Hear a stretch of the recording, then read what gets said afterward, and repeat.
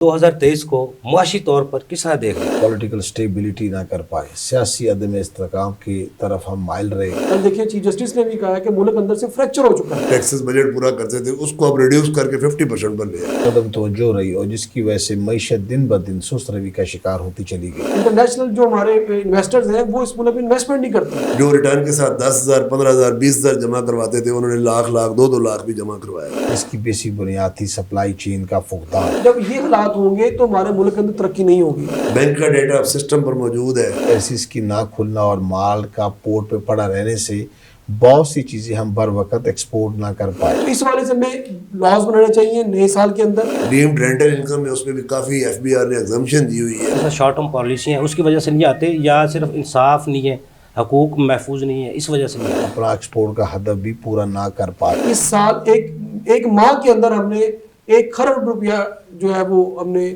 Collection کی ہے tax میں۔